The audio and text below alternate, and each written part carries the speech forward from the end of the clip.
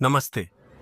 आज हम भारत के 5000 वर्षों के उस विशाल और गौरवशाली इतिहास की गहराइयों में उतरेंगे जिसने विश्व सभ्यता की नींव रखी। सिंधु घाटी सभ्यता अपनी उत्कृष्ट शहरी नियोजन और जल निकासी व्यवस्था के लिए जानी जाती थी, जो उस समय दुनिया में कहीं और नहीं थी। हडप्पावासी लोथल जैसे बंदरगाहों के माध्यम से मेसोपोटामिया तक समुद्री व्यापार करते थे, जो उनके वैश्विक संपर्क का प्रमाण है। वैदिक काल में ऋग्वेद जैसे ग्रंथों की रचना हुई, जिसमें खगोल विज्ञान, गणित और आध्यात्मिकता के गहरे रहस्य छिपे हैं। छठी शताब्दी ईसा पूर्व में भारत 16 शक्तिशाली महाजनपदों में विभाजित था, जहां लोकतंत्र के शुरुआती बीज वज्जी जैसे गणराज्यों में देखे गए। चाणक्य की कूटनीति और उनके ग्रंथ अर्थशास्त्र ने मौर्य साम्राज्य की स्थापना में महत्वपूर्ण भूमिका निभाई, जो आज भी राजनीति का आधार है। कलिंग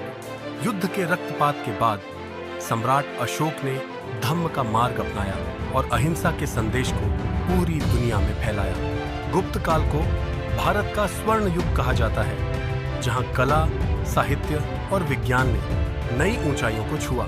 इसी काल में आर्यभट्ट ने शून्य का आविष्कार किया और पृथ्वी की परिधि की सटीक गणना की, जो विज्ञान की दुनिया में एक क्रांति थी। सुश्रुत ने हजारों साल पहले प्लास्टिक सर्जरी और मोतियाबिंद के ऑपरेशन की तकनीक विकसित की थी, जो आज भी चिकित्सा जगत के लिए विस्मयकारी है। दक्षिण भारत के चोल राजाओं ने दुनिया की सबसे शक्तिशाली नौसेनाओं में से एक का निर्माण किया और दक्षिण पूर्व एशिया तक अपना प्रभाव बढ़ाया।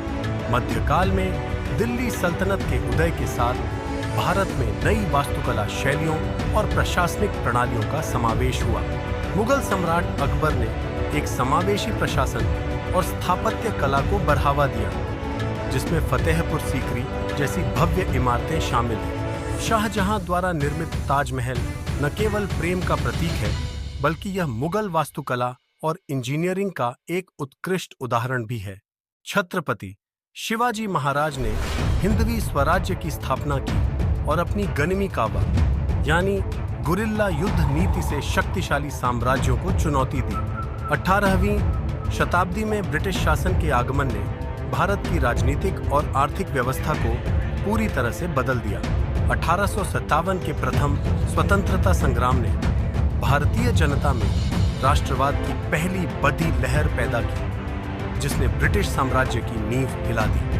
महात्मा गांधी के सत्य और अहिंसा के सिद्धांतों ने भारतीय स्वतंत्रता आंदोलन को एक नया मोड़ दिया और पूरी दुनिया को प्रेरित किया। लंबे संघर्ष के बाद 15 अगस्त 1941 को भारत एक स्वतंत्र राष्ट्र बना और लोकतंत्र की एक नई सुबह की शुरुआत हुई। आज का भारत अपने प्राचीन ज्ञान और आधुनिक तकनीक के संगम से दुनिया की सबसे तेजी से बढ़ती अर्थव्यवस्थाओं में से एक है।